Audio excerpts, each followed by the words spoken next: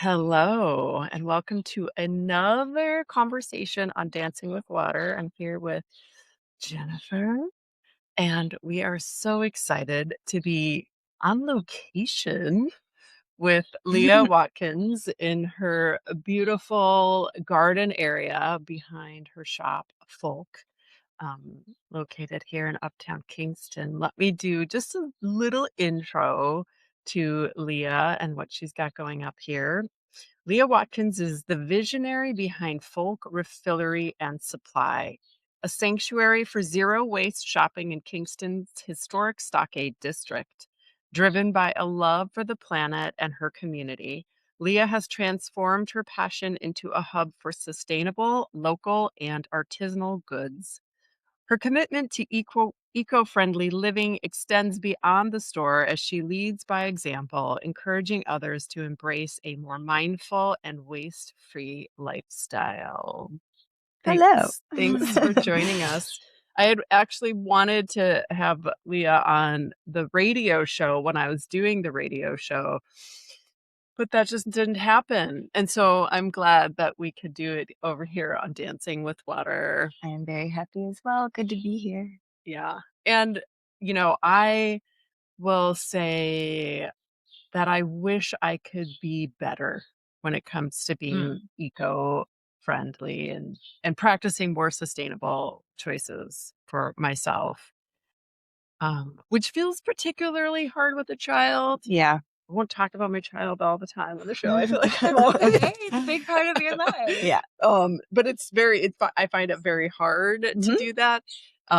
But there's definitely places that I could be better. And so there's definitely some admiration, when I think about what you're doing here Mhm. and what you're trying to inspire in others in the community. So I'm Thank excited you. to Thank you. And just talk. so you know, I have a child and I own a refillery and my whole thing is zero waste and I can't be good at it all the time. Yeah. It's just like trying your best with what you have, Yeah. baby steps, Yeah. not perfection, just progress. Yeah. So, Yeah. yeah. When did the whole idea of being sustainable kind of become a part of you? Yeah. So I believe it's been 10 years since I saw this film, but it's called Minimalism, a Mm, documentary about the important things. It shook me to my core. Like I just seeing how as a society we're so consumeristic and we just want more and there's so much greed and stuff and where does it all go? It just ignited something inside of me. And so they suggest doing this 30-day challenge where every day you get rid of one thing. The second day you get rid of two things. The third day you get rid of three things. So by the end of 30 days, you've gotten rid of I don't even remember the number, like 271 things or something like that. So I did that and I felt so free and I felt so light. And I just did more research on it. And there's definitely an intersection of minimalism and zero waste, this concept of not creating waste. So that's where it really started for me. mhm. And then Bea Johnson has a book called Zero Waste Home. It's kind of like the Bible of zero waste. So I read that cover to cover like 3 times and just tried to start living that way. It's funny because I'll bring up my child again, but Yeah. we were out yesterday and I had this moment.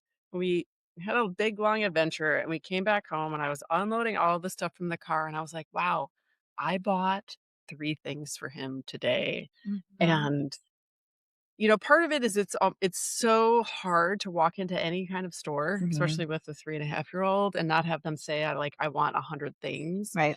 Um, and it's not to say that he needed these things necessarily, but they're definitely useful. But I was just like, "Why? How can I stop this momentum?" And so I'm, like, sort of confessing Mhm. in this moment about that and using it as an opportunity to have that moment that you described watching that film. I think I Mhm. saw that film too. So Yeah, I good. saw it too. Yeah. Yeah. And just to sort of, like, center it in my body for a moment, like, how can I be more committed to that in my daily life?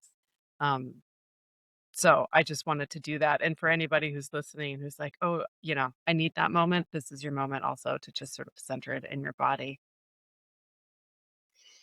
So when it comes to the um, zero waste in your home, what were Mhm. some of the things that you first started to change? Oh, I was a crazy person. I wanted to go from 0 to 100 as fast as I could. So I started I was making my own nut milk. I was making my own yogurt from scratch. I was everything that was food waste. I was using it for another purpose.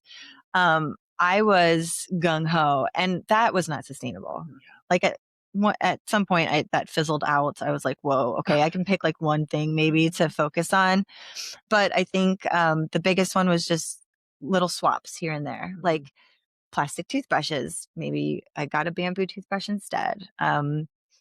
I'm trying to think of another, like, instead of going to the store and buying packaged food, I was going to a refillery and filling up my Yeah. containers. So Yeah. just little things bit by bit once I slowed my roll a little bit, Yeah. you know? Yeah. Yeah. Yeah. Yeah, I really like relate to this overwhelm part of it, right? Because Hmm. you do get so inspired and you're like, okay, I'm going to do it. And then you start like, how am I going to get toothpaste? And how am I going to, like, what am I going to switch this for? And what Hmm. about my cleaning supplies? And everything's in a plastic bottle. And it's just so easy to like run into the store and buy something in a plastic bottle. Yeah, And then to your point, that's not sustainable, right? Because it makes you like crazy. It totally. makes you I don't know, like, feel guilty when you're Hmm. doing all these other things, like, even coming here today, I was like, "Oh, I better bring my refillable coffee Aw. mug because I want Leah because I do have a refillable mug that fits in my Yeah. car, You and know it what? yeah. It's okay. I have one in my car. And when I went to go get my jacket, I was like, get the mug out of the car. And Listen, this my is a brain, judgment-free yeah, my zone. brain I shut don't off. judge. Okay. Because, yeah, Sorry. it's, like, a lot to hold and Hmm. a lot to think about when you're thinking about all the other Yeah. things, so I really appreciate what you said, like, progress, not Yeah, perfection in that totally. sense, 100%. yeah, Like, do what you can. And you yeah. know what? As a refill store owner, there have been times where I walk over to Rough Draft and I'm like, gosh darn it, I forgot my cup. And so they give me a disposable one. And, Yeah. I'm trying. Yeah. Yeah. We're trying. Yeah. Yeah. So I think it's, give yourself some grace. We're Yeah. not Totally. perfect. And yeah. I think, part of it for me, I probably the biggest component of waste is the food Hmm. packaging waste. Hmm.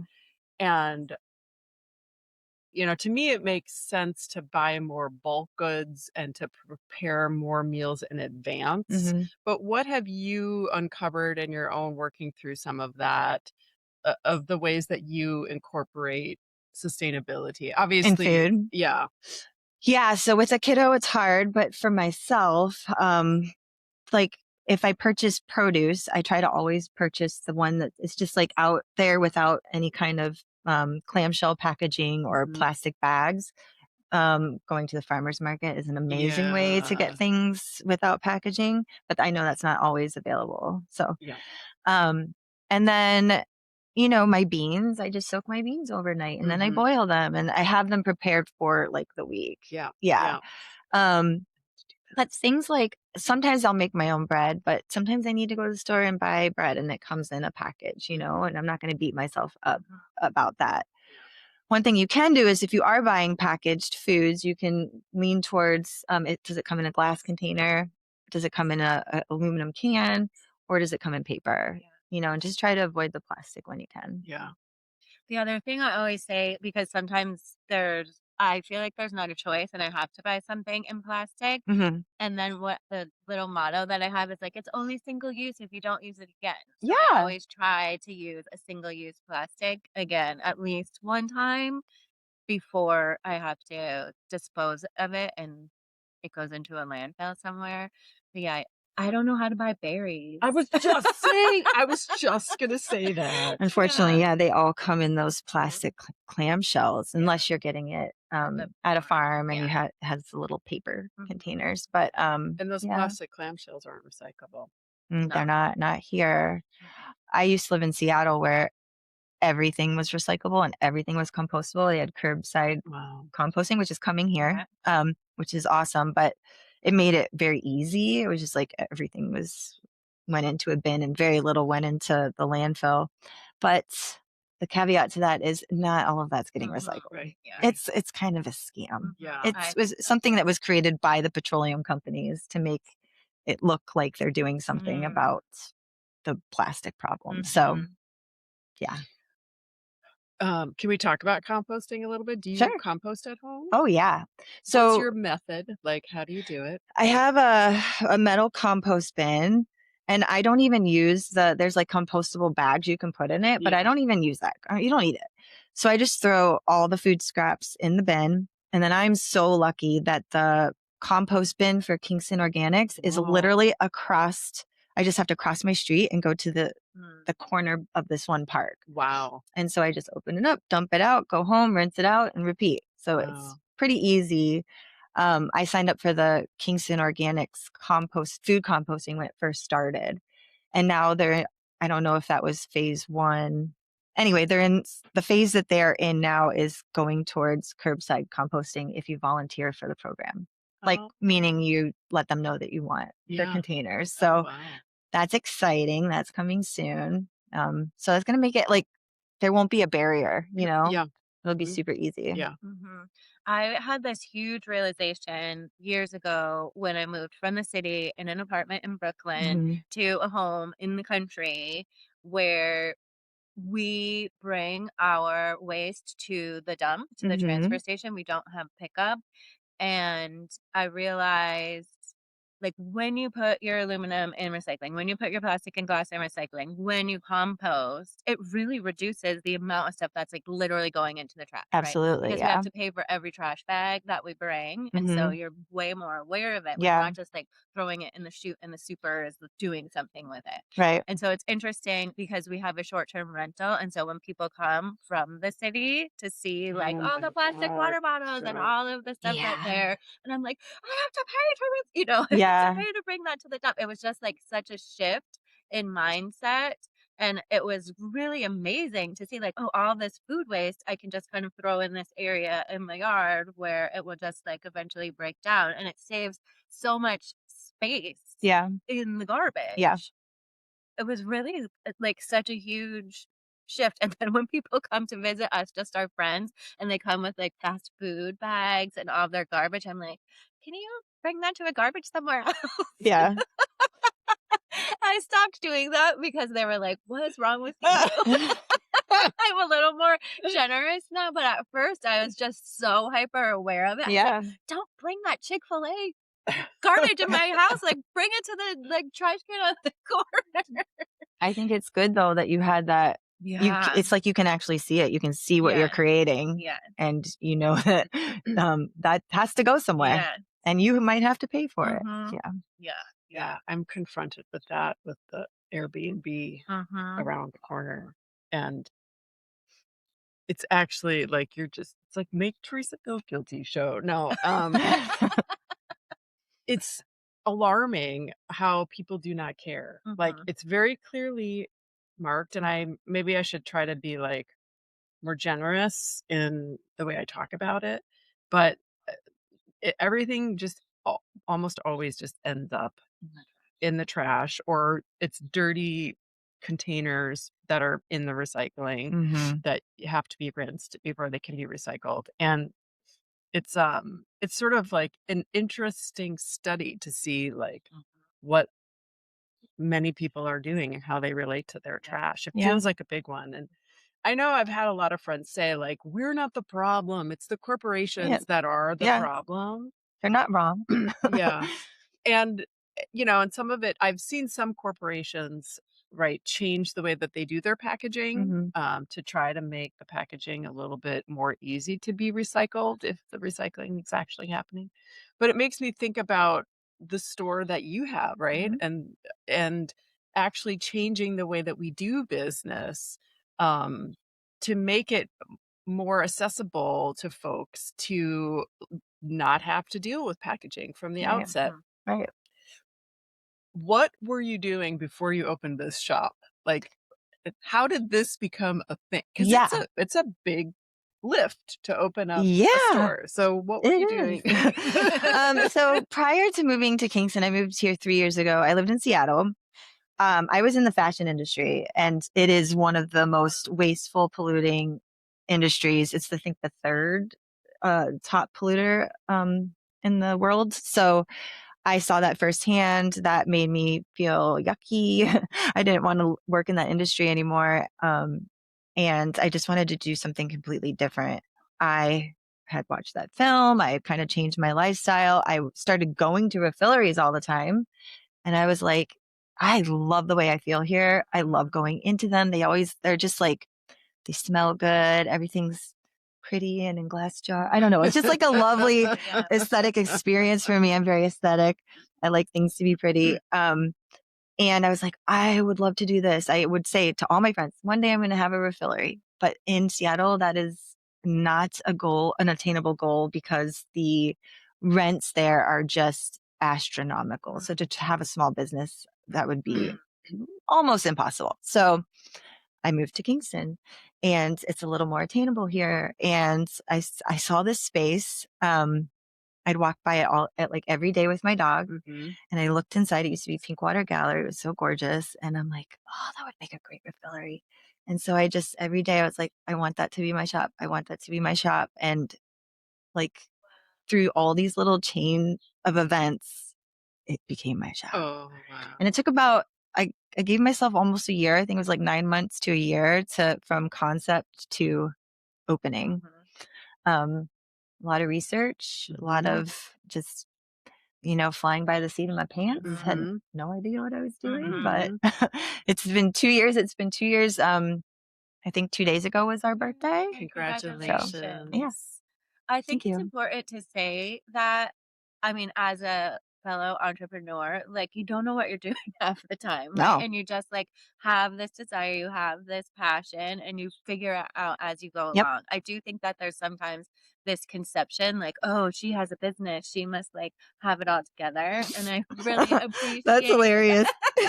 like, you No. think like, "Oh, she's doing it. She must know something I don't know," Yeah. right? And have, like, some degree or some experience, Nope. right? But I love to hear that you're just like, "I really wanted to do this, and so I just, like, I'm figuring out as I'm doing Yeah, it." I've And I never love even that. worked in retail in my life. Like, I've never done anything even remotely close to this. So if I can do this, Right. literally anyone can do it. You have to work hard. Yeah, for sure. Um, and you have to have a lot of passion. If I didn't have that, Yeah. I wouldn't have been able to do this. So, What would you say is the driver of your passion, right? Like, you watched the movie and that you mhm. want to reduce waste. Is it because you are so passionate about the earth, about climate change, like about humans being different? Like, what is it that's like really beneath that drive and passion? All the things you said, Mhm. but I think this is our earth. This is our home. This is like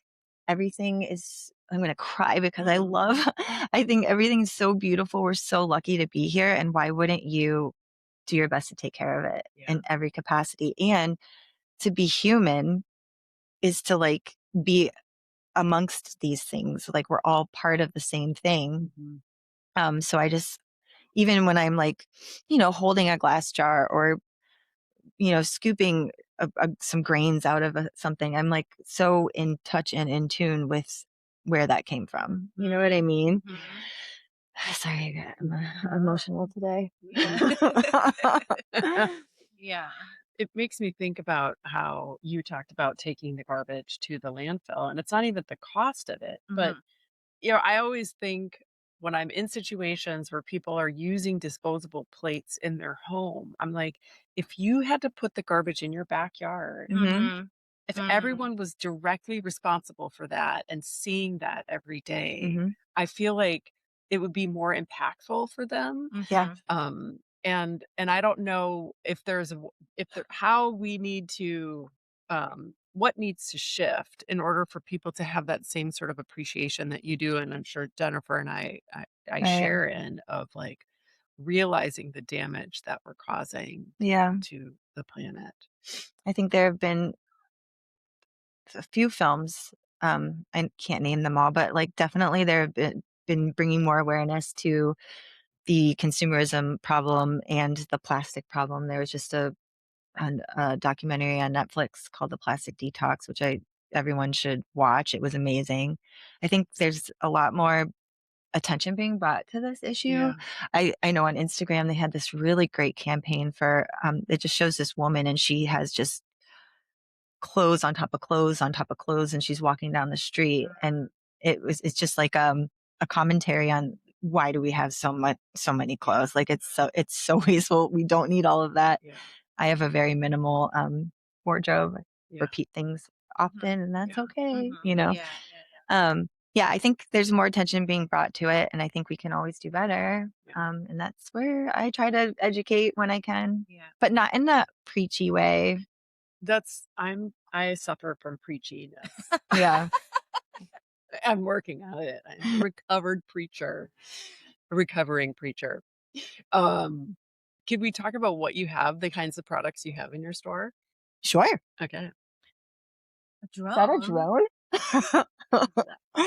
I don't have drones, but I have. Kinds of So coverage here. basically there's 4 distinct categories in my shop. I have bulk pantry staples. So like your oatmeal, your beans, your teas, your flours, your snacks, any of those kind of dry goods. Oh, also olive oil and balsamic vinegar and white vinegar. And then there's the personal care bulk section. So that's things like shampoo, lotion, all different kind of skincare regimens, deodorant in bulk. And then there's the bulk. I'm trying to think. My brain just stopped. Yeah. I didn't sleep last night for anyone that wants to know. Can I ask a practical question? Yeah. How do people what is the process like? Do they bring their own container in? Do they need to use your containers? How do you do that? So there's all different ways. Okay. Sometimes people bring their own container, like they'll bring, like a plastic container or a glass jar, a mason jar, or like a little muslin sack to put things in. If you don't bring a container, that's fine. We always have different size of paper bags we can fill. And we have a little refill library. It's when people donate glass jars and I take them home, I sanitize them, and then we weigh them. So you can just grab one of those glass jars and we fill it and we weigh it again and take the difference. So there's lots of different ways. So I don't want anyone to ever feel intimidated because they don't have the right gear. Yeah. We have everything you need. And I do all the filling for you, or Chloe, who works here as well. Okay. We do it for you. You don't have to even do it. Okay. I think that's sometimes a barrier for people. They're like, I don't want to do it wrong. Mm-hmm. So we are the nicest people and we won't judge you. And you can, sometimes I do crazy stuff. Like it's fine. It's all fine. Yeah. Have you noticed more awareness in the consumer? Like, I know 2 years isn't like that long, but I wonder if you have seen, because I think about this all the time because I vend at markets, the skincare and things that I make. And I know that there's a certain group of people who appreciate the artisanal and the zero waste and the effort that goes into having a store like this, to making the effort of doing something like that. But I'm always kind of, I guess, baffled by the number of people who don't have that awareness yet. And I'm just trying to always test the pulse to see if I'm feeling a shift. And sometimes I do, but sometimes I just don't. I'm like, what is it going to take? And so I'm just wondering what your read is on interacting with people all the time. I think okay, that's a really good question. And thinking back 2 years ago, I think there was a lot less awareness on folks just coming off the street. Like even people from the city that were coming in, they were like, what the heck? Yeah. And now I feel like most people, they've heard that word refillery. They're like, oh, I've heard of these. Cool. They had maybe never been in one. But I think it's more mainstream now than it used to be, for sure. Yeah. And then it's really cool to see the people that came to my shop 2 years ago and how they've evolved. And now it's like they're getting all their household cleaners and all their pantry staples and all their personal care here. So that's cool. That is so cool. Hmm. And also, I'm like, your shop is not very big, Mm-mm. and so it's pretty incredible how many different items you have on offer for people, that it Yeah. covers such a wide array of things. Okay, so our shop is kind of it's more of like a sustainable lifestyle shop, I would say. Um, because besides like the pantry staples, the bulk personal care and cleaning supplies, we also have a pre-love section. So it's pre-love clothing and home goods. So instead of going out and buying something new, you can just repurpose what already exists and keep that cycle going. And they're really nice. And they're all made of natural fibers and materials, so good for your body too. Mhm. Can you talk about, I watched an interview or a snippet that you did talking to the Ulster County recycling Mhm. area, and you talked about the concept of a closed loop system. Yeah. Can you kind of give us a definition of that, and kind of how you source things, how things come Mhm. in and out of here, and how you're running your store? Yeah. So a closed loop system is basically when something is given to me, a product is given to me, I put that product in my shop and then I give that whatever it came in back to them so that they refill. And we're just continuously going through that cycle. So people I do that with are Common Good. That's where I get all of the home cleaning supplies from. And it comes in these kind of liners, these liner bins. And once I'm done with the product, we rinse those out and we ship all of them back and they Wow. reuse them and then send me more. So that's cool. Also, Dear Botanics, which is a local skincare company, she makes product for me in bulk skincare. And then when I'm done with it, I will give it back to her and she'll use Mhm. that vessel again. So that's that's a Yeah, closed loop. yeah. And then when people purchase things from here, I guess we already kind of touched on this. They purchase it from here, and then they can clean the vessel Mhm. and come back with that same vessel, right? So things are Absolutely. always kind of Hmm. circulating Yep. and not going into the waste E- pile, Exactly. Yeah. right? Yeah. Yeah.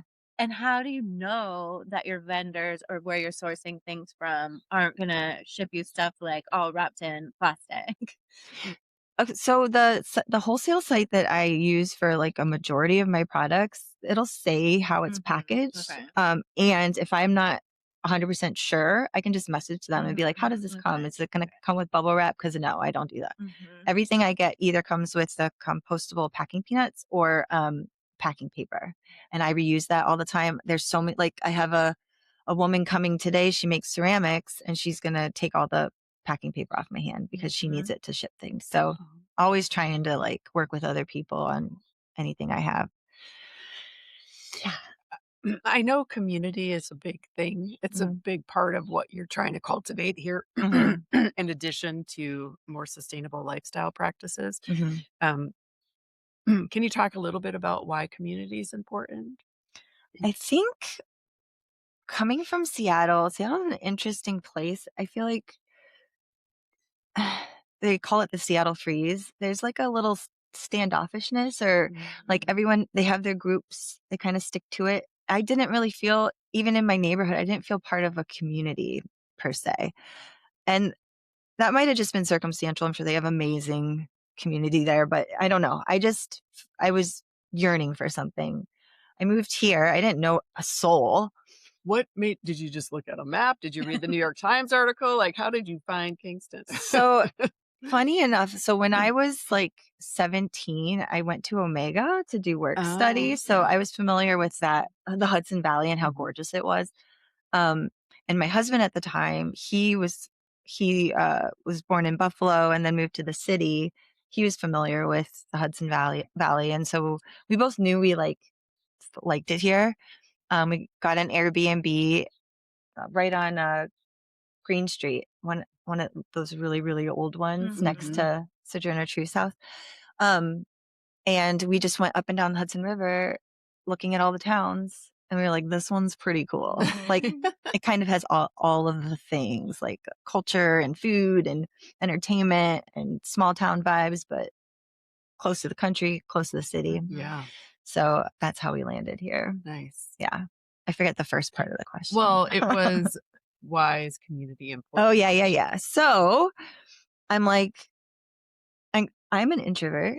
I am shy, Wow, okay. and it takes a lot for me to put myself out there in front of new people. So opening my shop was kind of a way to like make friends and meet people. And it was Mhm. really outside of my comfort zone. Like, holy cow.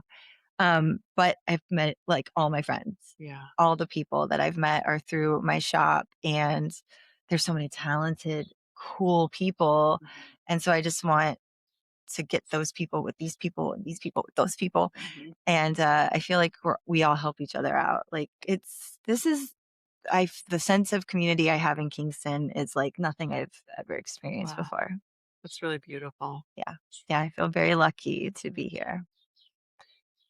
So I know that you've kind of over, the time that you've been here, you've um you've offered because of this sort of the importance of community, you've Mhm. kind of changed the way you do things or added things that you do, Mhm. events, things like that. Can you talk a little bit about what that's looked like and what might be Yeah. coming? Yeah. So I kind of just put a call out to, is there anyone that wants to do a pop-up or hold an event or a workshop here? And I got an immediate response. Nice. And so we had like a craft social. We've had a book club. We had a tote bag painting workshop that was just recently with Blank Canvas, Abby of Blank Canvas. We have an up and coming workshop on music and imagery. It's a restorative workshop for helpers and healers. You can still sign up for Oh, that. And then there's going to be a weaving workshop on a loom. And then we kind of want to keep something like the craft social, maybe have that be a monthly thing because that was really fun. And we did it out here in the garden. So, and so much more to come. Like, mhm. I mean, hey, if anybody wants to do a workshop here or, have a pop up, yeah, our doors are open. So, One question that kind of has been bubbling up is how you make this sustainable for you. mhm, Listening to you talk about all of the effort that you put into it to find the right companies that, will supply you the goods in the right packaging, how you need to recycle the packaging, mhm, reuse it, what you do to sanitize the containers, like mhm. all of that is a lot more than Yeah. any other business is really doing. Yeah. And so how do you navigate that and how do you maybe you're still figuring that out, but like what have you been learning and how you keep some balance to protect your own energy? Well, first of all, I love what I'm doing. Yeah. So that helps. I don't feel like drained. I feel filled up at Yeah. the end of the day. Mhm. Um, I don't mind doing those things. I kind of Mhm. enjoy it. And there are, there's lulls in customers coming in where I have a lot of spare time to work Mhm. on some of those things. So I've never felt overwhelmed. I feel like it's all pretty doable. That being said, I recently just worked 13 days in a row because my coworker, she got very ill. And so Oh, no. that was the first time I kind of felt like I might be experiencing burnout. It was just a lot. But at the same time, I go into such a beautiful space. Like Yeah. the space is magical. I'm surrounded by things that smell good and are good for you. Kind people come in and I feel uplifted. So, I mean, there's nothing I can't complain. I got a pretty good gig here. Yeah. Thor comes and gets you Thor, candy. Thor gives me all sorts of things. I usually give him some plant-based gum. We do little tradesies.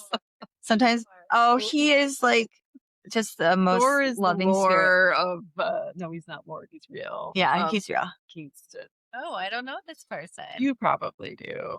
He's a sweet older man that has the spirit and mind of a young child, Mhm. and Yeah. yeah, he likes to visit many of the shops, and Hmm. when he finds a favorite, Hmm. yeah.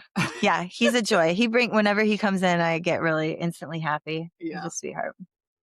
yeah. I want to talk more about your introversion because I also identify as Yeah. an introvert. And so the idea of first starting to do markets and being talking to people all day long Mhm. was a hurdle that I also needed to overcome. But I also identify with what you're saying of like, I wanted to put myself in Mhm. these situations that were uncomfortable to see if I could work through Yeah. that.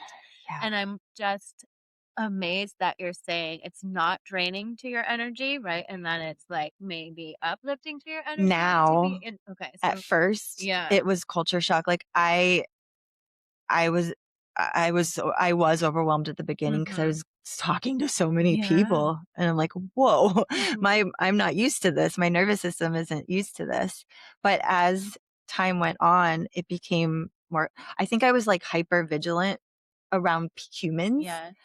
and I've seen that I don't need to be that way. That majority of people are kind and good, and they're not here to hurt you. They're here to, Mhm. have a nice interaction with you. So that guard has gone down. It's made it easier to just like easily talk to people without feeling like, you know, Uh-huh, uh-huh. And yeah. so do you still consider yourself an introvert, or do you think that maybe it has, like, even shifted your Hmm. system to be I guess more. it would depend on which day you asked Yeah. me. Yeah, some Right. days I do feel like I really want to go inside, and some days I'm Mhm, just like, blah. It's very mhm. based on my cycle. Yeah, Like the yeah. first 2 weeks, I'm like, hey, everyone, what's going on? And then, like, right now, I'm just Yeah. like, yeah. Mm. And I mean, it makes me think we were talking a little bit before we actually got out here Mhm. about listening to our own needs.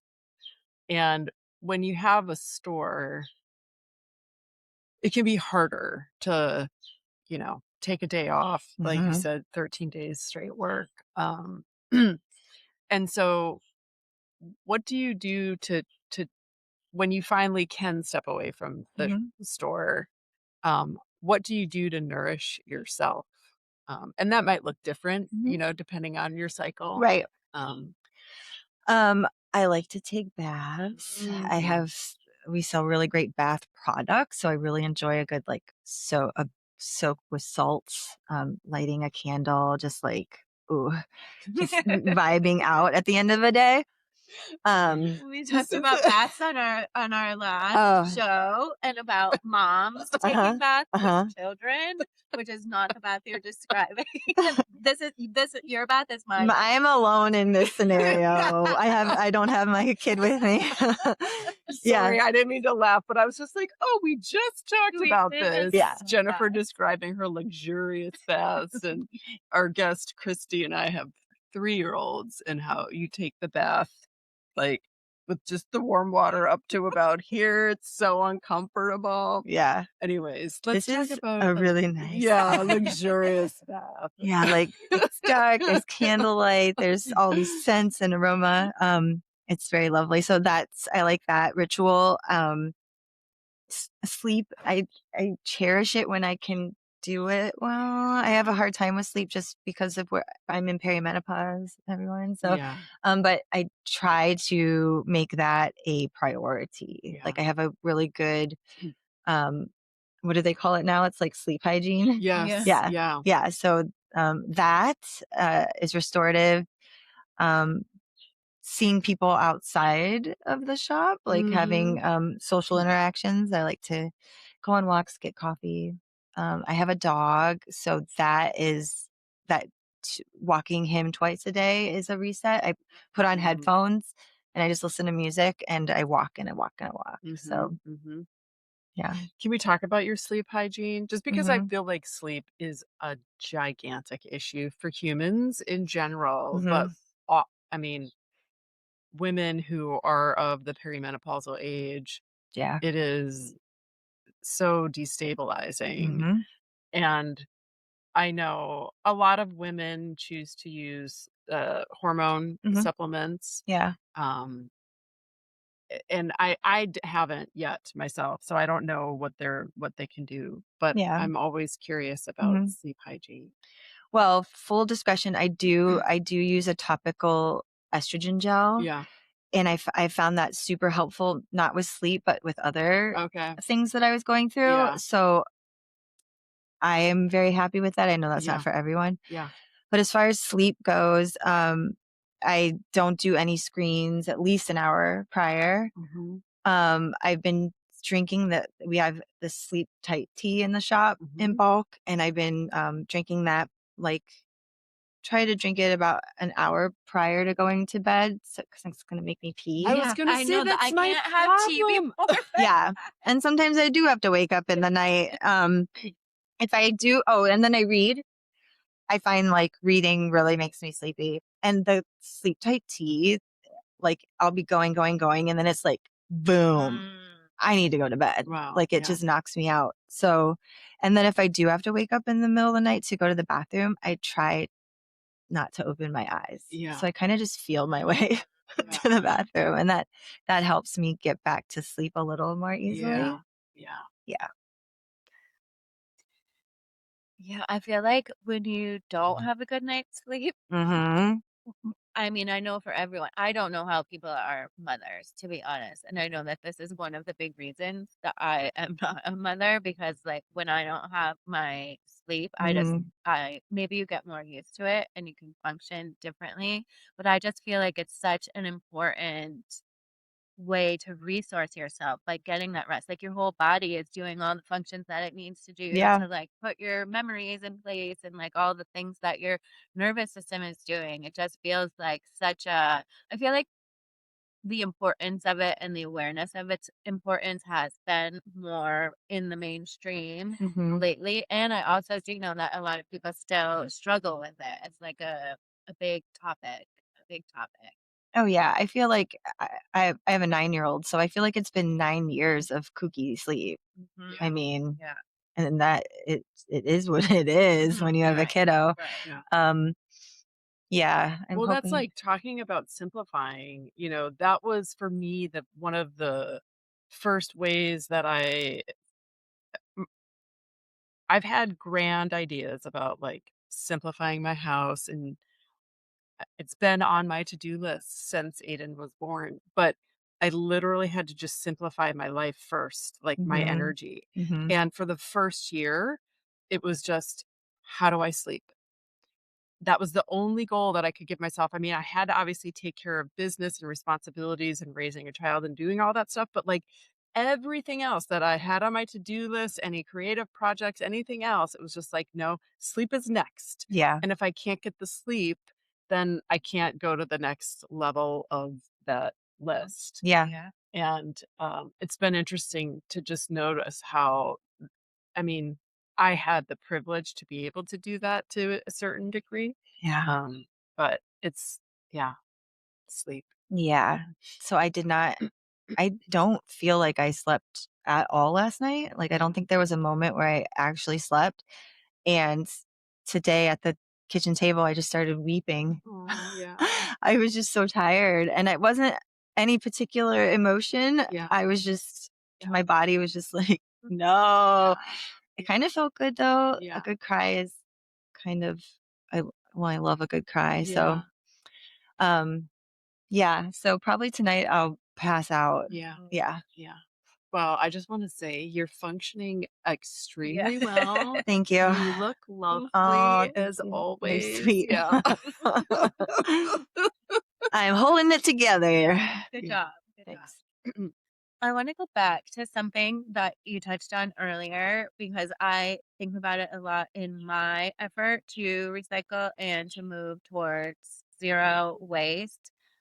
It, like we're saying, it does take some effort, it does take some time and energy. And I sometimes do get frustrated that there's all of this corporate Hmm. waste and institutional things that are happening. And the idea that if I did everything exactly perfect and didn't buy new things and recycled all my stuff, the impact that it would have is very minimal. Like Yeah. physically, the Yeah. tangible impact Hmm. is very minimal that an individual can do.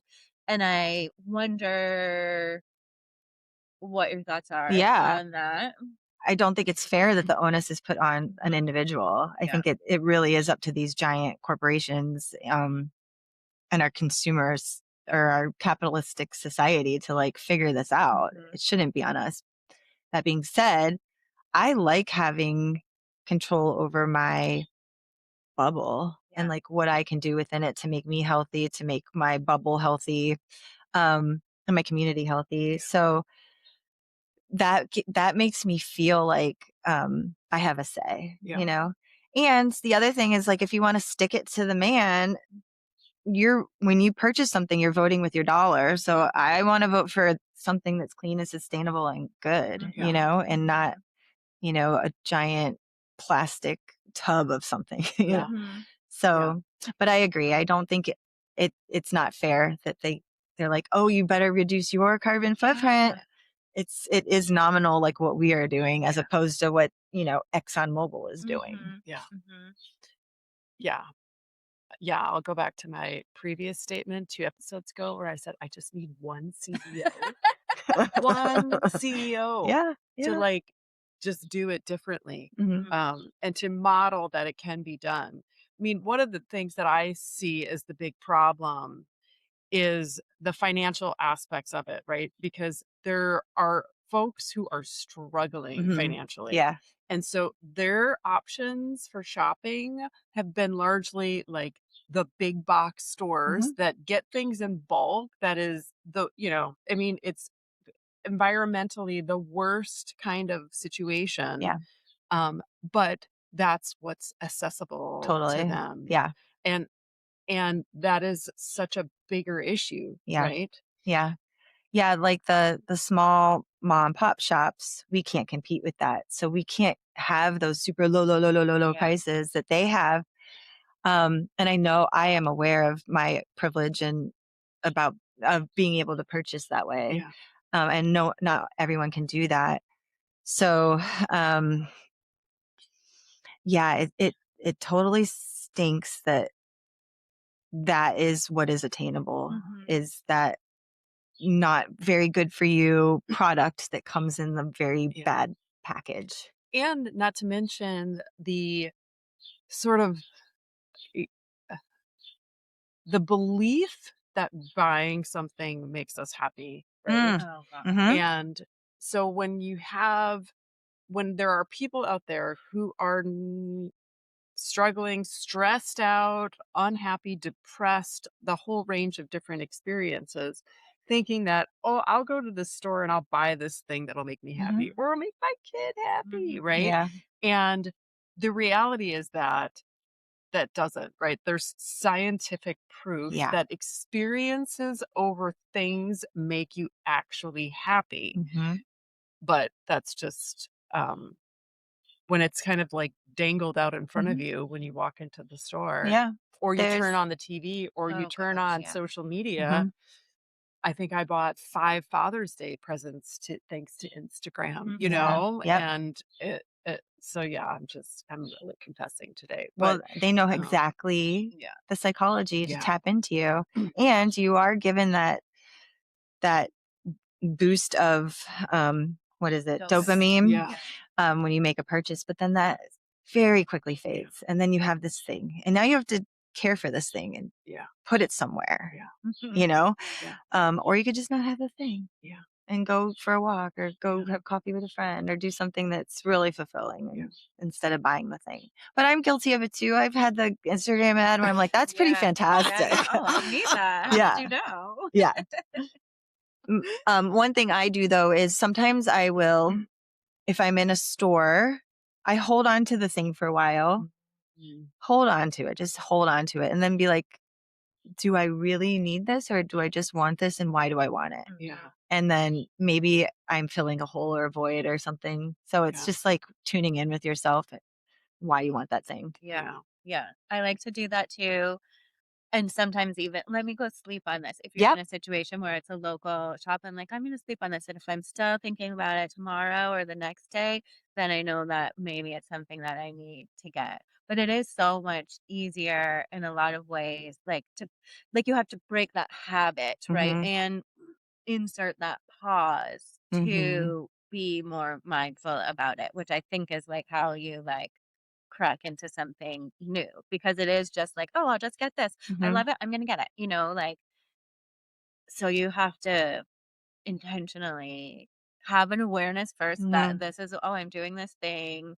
And so it takes, Yeah. takes more Yeah. energy. And there are ways if you put like a barrier between you and that thing, like, get rid of Amazon first. Yeah. Don't have the ability to just like do Mhm. a click to Yeah. buy, like if you put those barriers, Yeah. it'll make it harder. Mhm. Or like make a rule of I have to actually go to the place to buy Yes. the Yes. thing. Yes. Yes. I wish everyone went to the place to buy the Yeah. thing. Yeah. It's hard. I do find it hard in this area. I don't know Yeah. if that's been your experience coming from Seattle. It and maybe it's just like for kids, like I've Hmm. gone to various stores like 5 times looking for the right size rain boots Mm, and none of them have them. So I finally was just yeah, like, I have to get it online. that's true. I mean, there's some things Eh, if yeah. it's very specific. Yeah.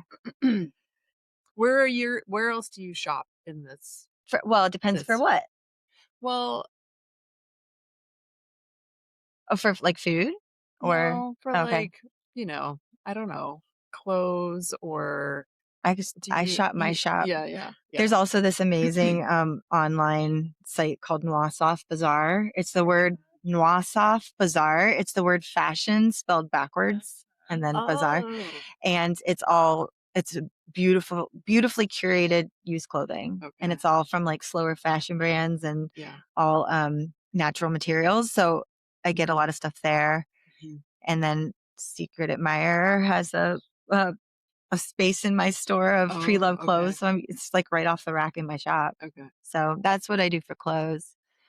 Yeah. And what about for your son?